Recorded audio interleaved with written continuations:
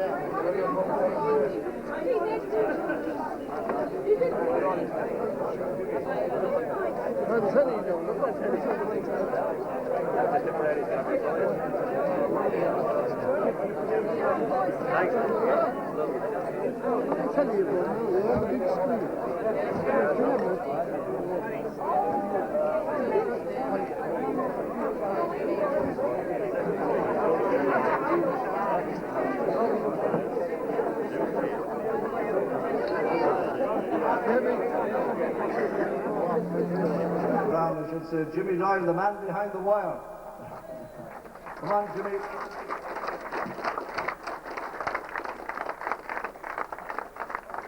And I was delighted to find out, delving through history and what, that the medal he prized most was the medal he won in the school's competition in Thurles many years ago. And that's a wonderful thing for a man of that calibre to say that of all the honours he got, he preferred the medal he won in school. And I think there's a model there for all young men. But now our job is to talk about the past. People were talking today about 1949, 1950 and so on, and you wouldn't believe it, there were tremendous controversies about referees. On one occasion, the referee in Killarney in 1950 was escorted off the field by Christy Ring and Jack Lynch. Tony Redden was helped off the field, believe it or not, dressed in a police coat and a police hat. So we might think things are bad today, but they were just as bad then. The advantage rule was played on 3 occasions. Tip lost out on 2 of them. The third one, they got the score. But so much for the past. And it's our job today to look back in the past. And we're going to take a look at Tipperary itself first. So we're going to take a look at the town of Carrick and SUIR. Now, we've had terrible difficulty, rather the committee has, in picking. But we went back a long time, and we're looking at the 3 clubs here. And in the DAVIN club, we stopped at the year 1953. And we found that in 1953, there was a man who afterwards went on to other awards in the G.A.A. and he played in an All-Ireland final against Offaly. That was a junior final. The final score, I think, was 1-7 to 1-2. The papers of the time described the game as a rip-roaring, hip-to-hip type of hurling where a man didn't get an opportunity to think twice. Also, the man went on to referee another famous minor All-Ireland. And the man we've picked from the Davins as player of the past is Tommy Foran.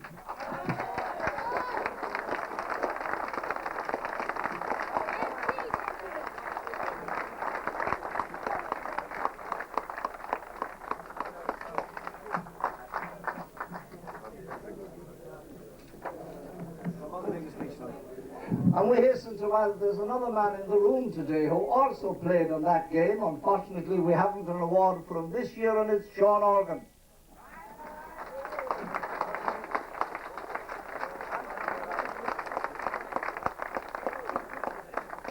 Moving on to the Swan, of course, the great year for the Swan was 1947. They've had other years before and since. But 47, they broke the senior barrier, as most people remember now, those who long in the tooth.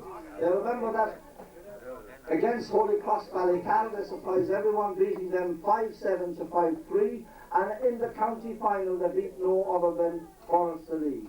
And one of the people who featured in that game, won numerous South games, played tremendous hurling in the army with names like Joe Buckley of Cork, and well remember now, those who long in the tooth.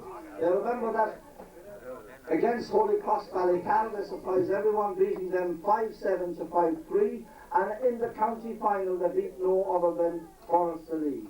And one of the people who featured in that game, won numerous South games, played tremendous hurling in the army with names like Joe Buckley of Cork and Rollo Driscoll, who also won a football match, was none other than Jock Barry.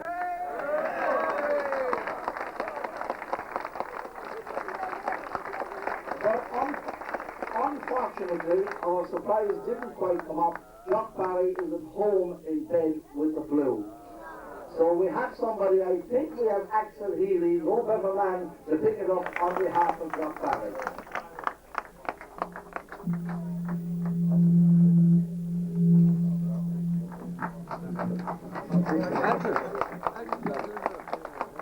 And now when we go across the bridges, somebody refers to it as, in an affectionate term, as Little Ulster.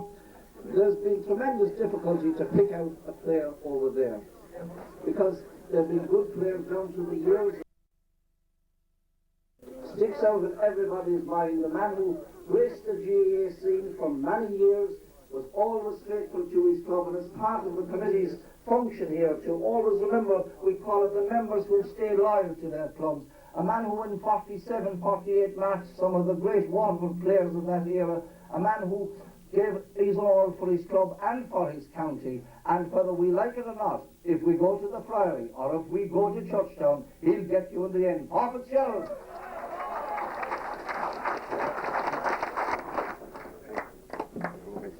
Thank you, buddy. Thanks, Paul. Right. Did you get a photograph of what Jimmy Doyle taken? That's lovely. Well, now the supporter of the year. We always have problems to get a supporter of the year. And believe you me, we had tremendous difficulty this year. We narrowed it down at the end, we tossed it around, we twisted and turned. But no matter what way we worked, we couldn't separate two men. Whenever Tipperary are playing, be it challenge, tournament or anything else, those men are seen. Whether it's in the depths of winter, whether Tipperary were in Division 2 of the league, or wherever it was, those two men were seen at all the matches that Tipperary were playing. Well, we have to have a break for commercials, right? And the two men, one we say is so many years young, and the other man is very young. And the man who's so many years young is John Dwyer from Woodland Heights. One of the supporters of the year.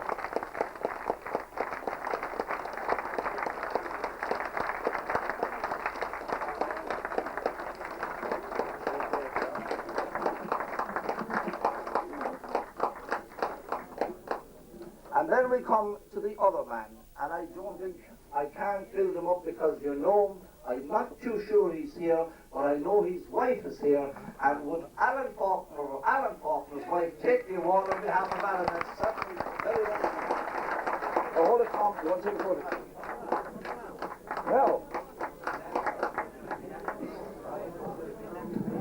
Well, we have a special award this year, and I can safely say this is a very surprise award because the man concerned does not know that he's getting this award, and neither does any of the others. There might have been hints dropped here and there, but this is a surprise, and the committee felt, I mean, sometimes we forget about the people who run the clubs, who do all the donkey work, and they don't get any of the glory, and sometimes they don't even get an All-Ireland ticket, and if they do, it's not a very good one. But we have a man in our midst who's over 30 years secretary of a club.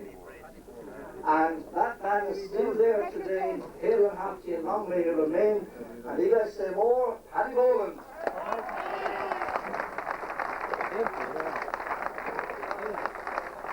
Oh, now we have a small notice from somebody. There's a Ford CARRICK 89TS 1616 in the way. Would somebody shift it, please?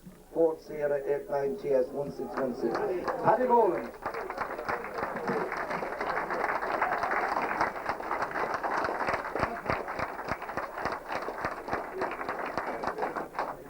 Well, with the awards out of the way, we now sit back to enjoy, I suppose, Tip's 23rd All-Ireland. But at the end of the All-Ireland, stay looking in. You might again, and we'd like Jimmy to say a few words himself.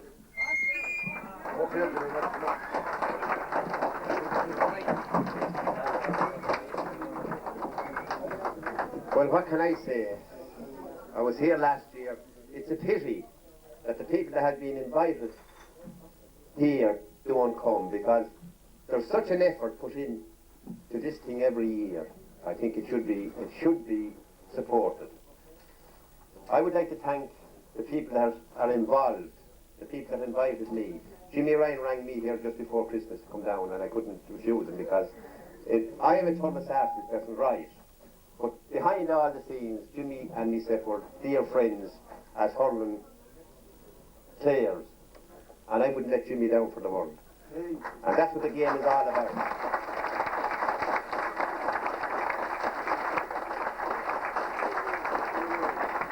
I would like to congratulate the people that I gave those awards that were given. And I'm deeply honoured for presenting those trophies to those people. Believe me, it's a small thing, but behind all the scenes, lads, it's lovely. Believe me. It doesn't go on everywhere, but it should be supported.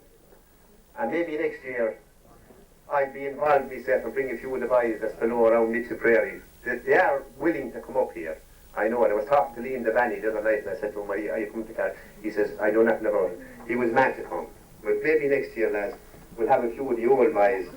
It is sad that the young Tipperary people, as I call them, they're on their way across the sea. But that's the way it goes. Fair play to them. They won the All-Ireland this year. We have different county people here, Kilkenny, Waterford, they are here. But that's the way the game goes, lads. It's only a one-day wonder. It's the game. Like, to be honest and fair about it, lads, we love the game. It's the best game in the world. Hurling is the best game in the world. I won't deny that. It doesn't matter, lads, who wins the game. It doesn't matter who wins the game, lads. It's what's involved, lads. It's a great game, and it's the people that's involved. As I say, I have dear friends here from DAVIN Swans. I know that played against the DAVINs, that played against the Swans. I could see them all. I could go along the way there and I could see them, and I know them. I know we weren't with club teams, lads, around. I know. As I always say about the youth, stay at it, lads. You don't know. I was a young fella, right. I made it, right. But I love the game, and that's what the game is all about. Thanks very much.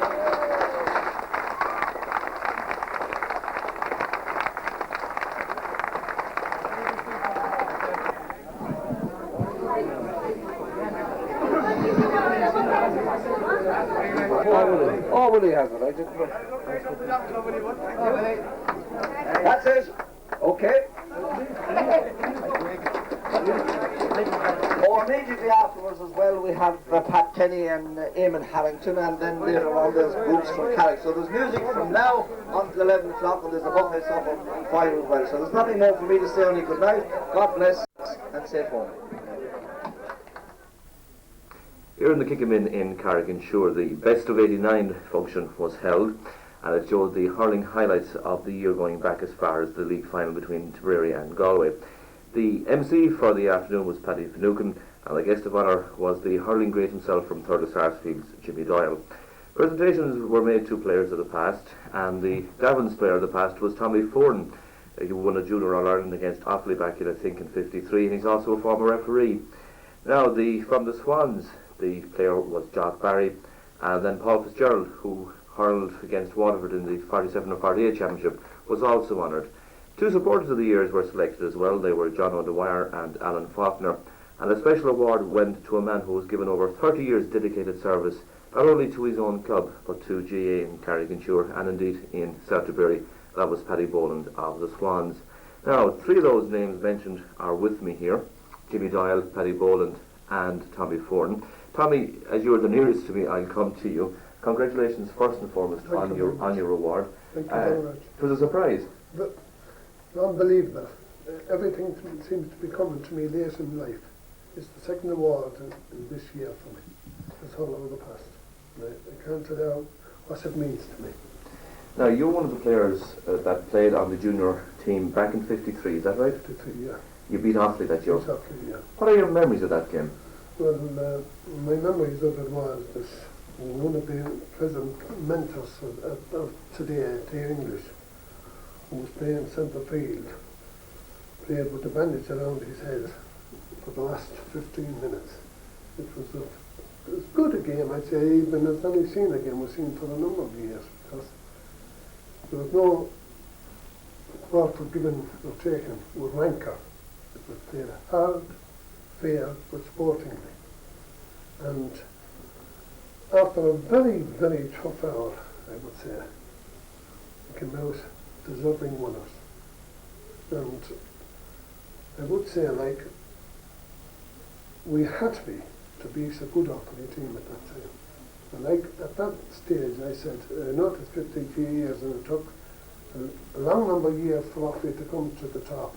But they were bound to come to the top when they could produce men of the calibre that we played again back in '53. Now, did you see any of this year's junior championship games? No, I did not. You didn't. So that my next question, if you had said yes, I was going to ask you how would you compare them. Yeah. What about the present Tip senior team? Present Tip senior team to me is, of course, the game has changed. The rules has changed. The game hasn't changed. The rules have changed, and it has changed for the better. As I, as a forward, well know, it was difficult when I was playing, because at that time the backs could hold you out, and you weren't left. You were allowed to impede the goalman. But now they see the goalman has a free leg, and you have to be fast and skillful, and to think fast takes the scores in the present day game.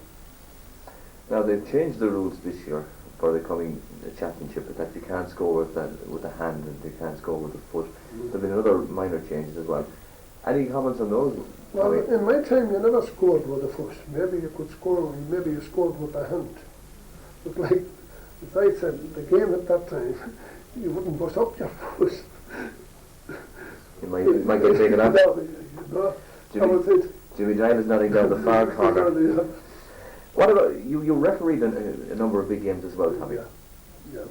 I played two Munster semi-finals, numerous good few Munster senior first round championships, senior Munster final and junior minor All-Ireland.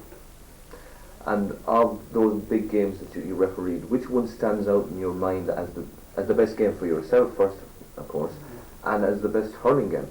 Well, to me, the best hurling game I saw, and well, while it was tough and harsh, I think it was a semi-final. Galway were in Munster the year now. I'm speaking versus a match between Galway and Limerick. You really had to be fit, number one. Number two, as I said, it was unbelievable the pace of the game, and on a torrid, hot summer's day, I often wondered how the players stuck it. Right. And as a referee, which game did you enjoy most? Well, I thought the G.A.A. enjoyed most, and I will always say it, because this was the minor All-Ireland final between Wexford and Cork, the DAVIN game in 1966. That's the one that stands out. That game, I will always remember two players who stood out head and shoulders above the others, were John Hogg of Cork and John Quigley of Wexford. Right. Now, this year, referees have come under the microscope, particularly John Denton, in the handling of the semi-final, the All-Ireland semi-final. Do you think there's more pressure on referees nowadays than there was, say, back when you were refereeing? I wouldn't think so, no. Well, I don't know now about them, but in my time there was never any pressure on you. The only pressure was on you was that like, as far as I was concerned, and the old, very prominent old referee said to me, always, he said, and that was the famous Scottish hurricane. Your best chance, he said, is keep the game flowing. Right. Keep because up. there's nothing rankless a player more for than to be hot back. You know, he may have been fouled and he may have been thinking, and now there's this famous advantage too. It was impossible to play it. Because if you played it and a score didn't come, you fell out of favour with one side. If you allowed it, you were criticised for not giving the foul, so you couldn't please. And no referee would ever please everybody, I always say that. But the one thing I do want to say about the Gaelic Athletic Association is that they don't give enough support, public support to them. The administration don't give enough public support to the referees. And number one, they stifle them, and they stifle them for the simple reason that they don't want them to make comments. But when he doesn't have to make comments, he has these comments made in his report.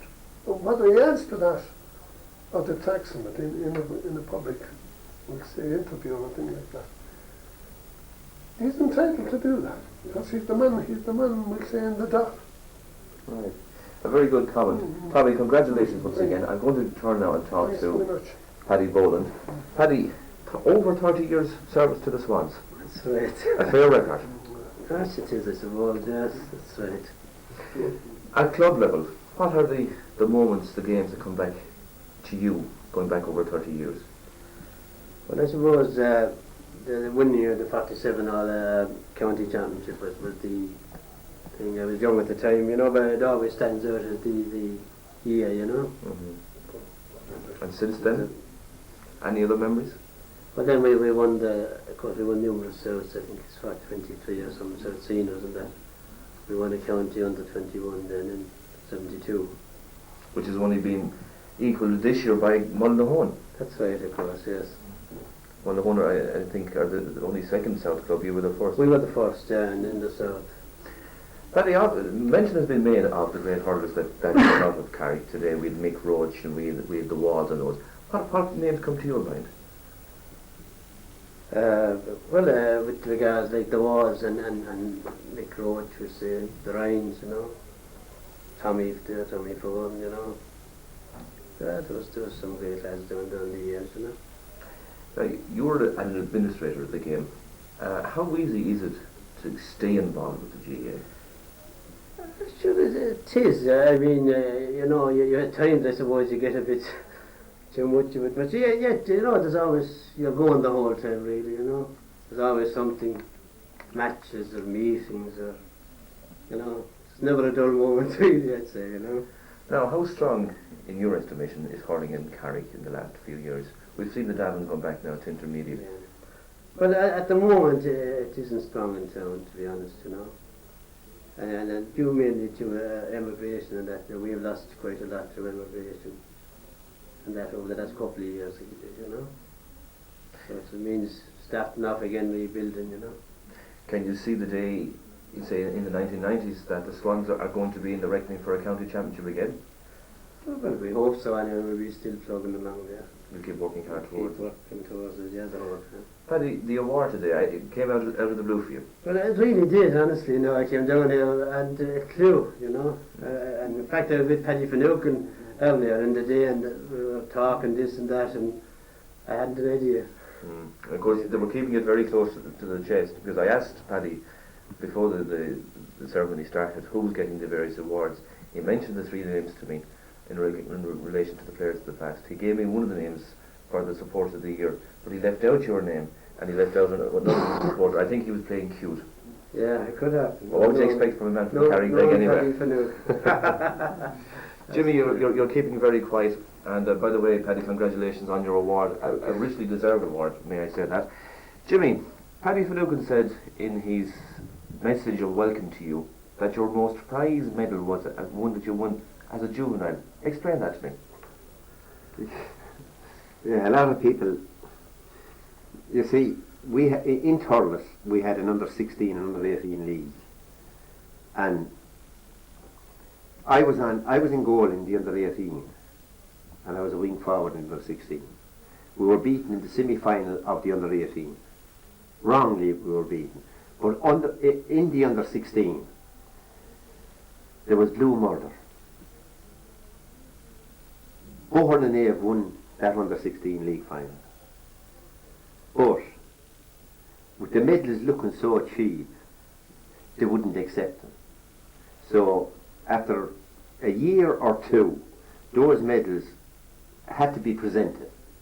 So they left them in a shop in Bohern and Ave, where they were displayed, and they were so cheap looking.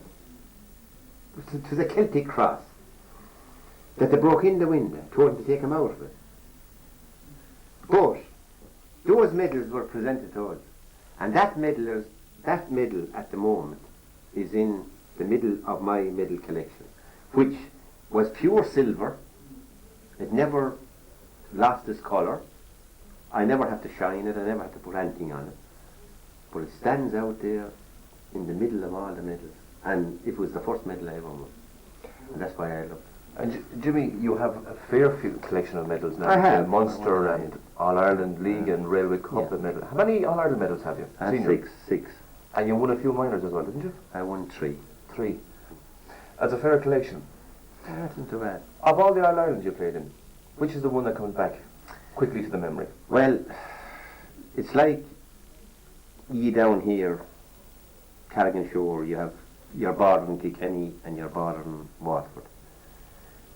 We hadn't met Kilkenny in an All-Ireland, only 64. We beat them in the 58 All-Ireland semi-final, but we hadn't met Kilkenny until then, 64. We beat Kilkenny in the 64 All-Ireland. And that's the one that comes That is the one, yes, certainly. Now, of course, being with Thurles Sarsfields and speaking about the early 60s, that was a great era for the Sarsfields as well, wasn't it? What's gone wrong up there now? I don't know. The game has changed. I don't know. My honest opinion about it, they don't put the same effort into it.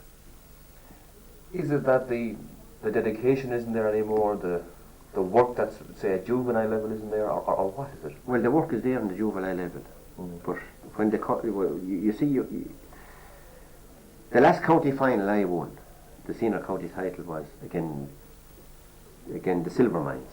I think it was 1974, 75. Now, they haven't won a county final since. The second last one I won was in 1965. And I stayed with the Sarsfields until the younger crowd won a county title. And when they won that county title, I retired. But since then, there's no effort put in. The players themselves, they hadn't the same offering as we had. We lived in the field, we loved it, we adored it, and that's the problem. Players think that they can get on a team even without training, which I think is wrong. But you see, you're having the numbers there. There's no numbers there. I remember hearing the story of you as a small boy, that when you came home from the Christian Brothers school, you were over in the practice field, practicing your free taking, practicing your skills, and that's what it takes, isn't it? It does, of course. It does, of course. Any free time you have to be there.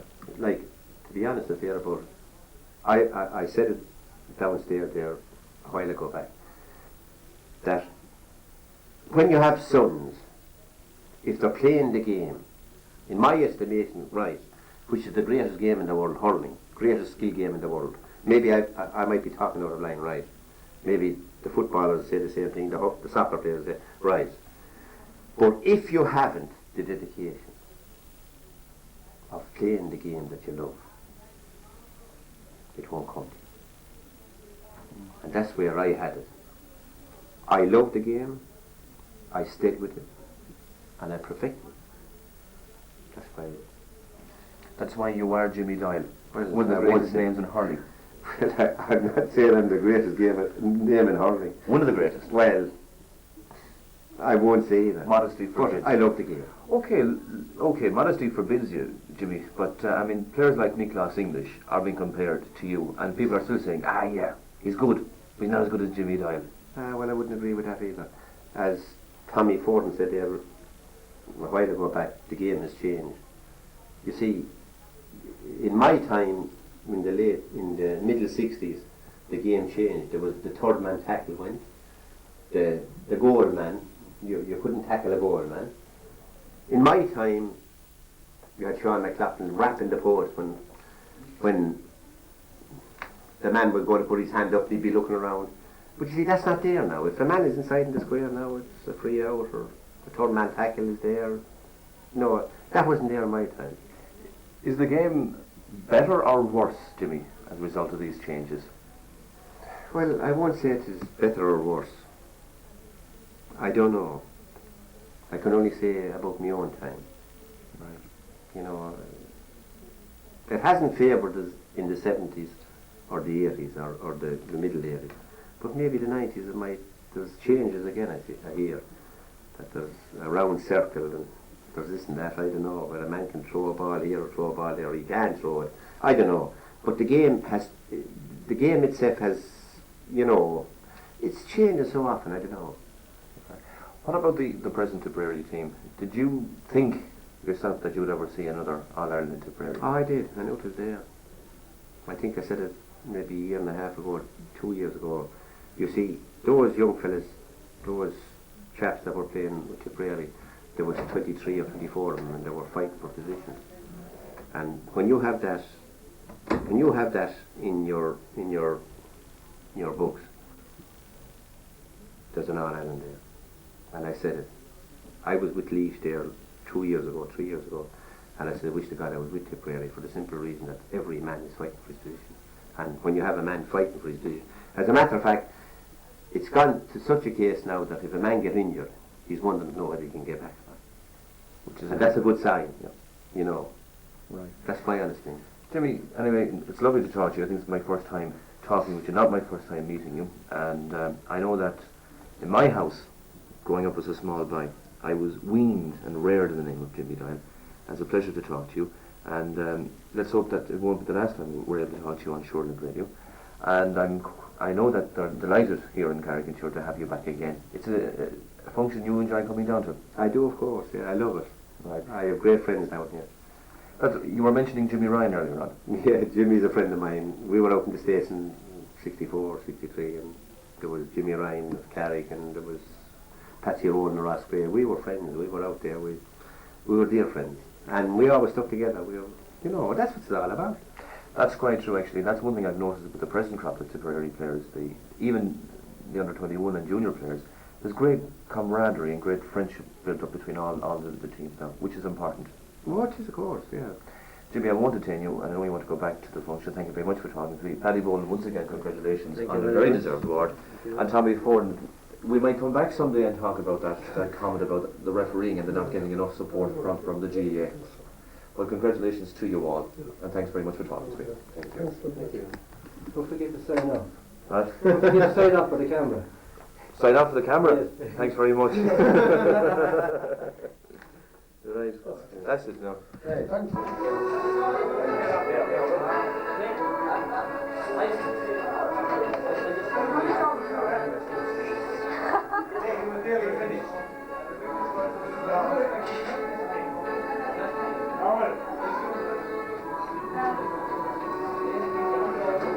David, wait. Come on. No.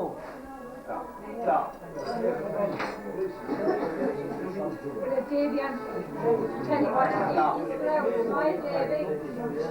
No, but just lean Barry by. Go down there to Sean and Ware, will you please? you're more photogenic, do you hear me? Jimmy, he'd be going to swim with Jimmy. All right, Kennedy. Sounds like Kennedy they want. They're not vaccine. It might be the vaccine, you know. The controversies. It was a good one, right? What? He's like me up. He's like me up. I never reach you up. I never reach you up. You are a part of my plan. I'll sing you the song of a terrible wrong, where the flags all flew and half mast. Well, a man he lived, he was riddled with lead, and he died in the streets of Belfast. Oh, the radio said there's another shot in, and he died with a gun in his hand. But they never said why Billy Reid had to die, but he died to free Ireland. It's happened one day when the whole IRA went down to fight for their land. With an ounce and run, brought the troops on the run, and returned to their home and their land. Another shot in, and he died with a gun in his hand. But they never said why Billy Reid had to die, or he died to free Ireland. While returning the gun to the military, and when the fight had begun, his position was dire. So he died with a long gun. Oh, the radio said there's another shot in, and he died with a gun in his hand. But they never said why Billy Reid had to die, or he died to free Ireland. And although he lay dead, he was kicked off a head. By the hair they dragged him around, for the kill feared him yet, and they'll never forget how young Billy Reid stood his ground. Oh, the radio said there's another shot in, and he died with a gun in his hand. But they never said why Billy Reid had to die, or he died to free Ireland.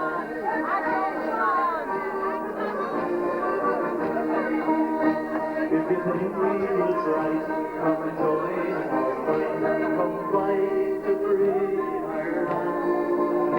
For the blood that he shed, and although he lay dead, in our hearts his spirit will rise. Oh, the radio said there's another shot in, and he died with a gun in his hand. But they never said why Billy Reid had to die, for he died to free Ireland. Yes, he died to free Ireland. Right.